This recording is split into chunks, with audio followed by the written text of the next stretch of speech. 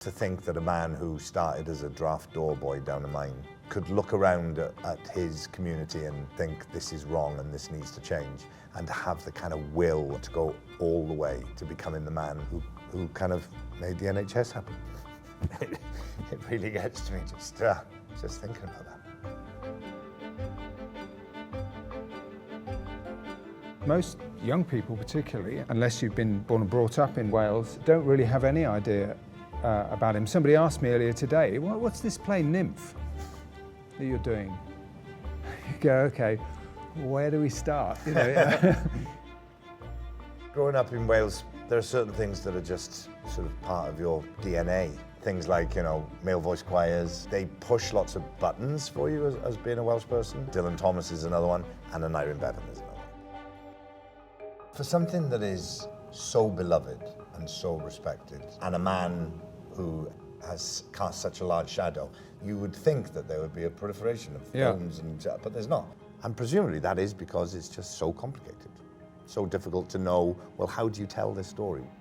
Tima Price'a, the writer, has been working on it for 10 years, and he first showed it to me probably 5 or 6 years ago. And so we've gone through drafts and drafts. And I think Tim's initial idea and real stroke of genius is to go, rather than just do the biopic, let's take one moment and extrapolate out of that. All of the story of what he did and his life is told through a man under morphine, dealing with dreams and ghouls. We went down to Tredegar, didn't we? And to the Pwll Mawr, the big pit.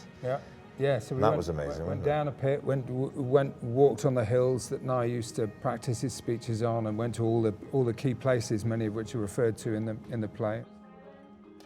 Being down there, I suppose I was just really struck by what it took for him to do what he did. I think it's fantastic that the 100th NT Live is a story of such resonance. The other day we had the show had to stop because somebody was taken ill, and the glorious question, is there a doctor in the house? Then immediately 12 or 15 people sprung up around the auditorium, and one of our cast, who is also a doctor, tried to get through the curtain. All of us have benefited from it, have been affected by it, or have been let down by the underfunding of it. And internationally, I think it is an area where this country has done something right. It's a story and a play that seems to really bring people together. Everyone has an experience, everyone has something that they can relate to in it, and to be able to take that out and make it totally accessible to people, I think is brilliant. And particularly at this moment in time as well, where the values that underpin what the vision of the NHS came out of need to be remembered again, and there needs to be a reimagining of some kind to have the boldness and the audacity that Bevan had. We all take it for granted. It's just a thing, it's always been there. It hasn't always been there. It's really important to give the audience an understanding of what it was like before, and what it will be like again if we let it die. The more we can have that national conversation, the better, and this is a wonderful vessel for that.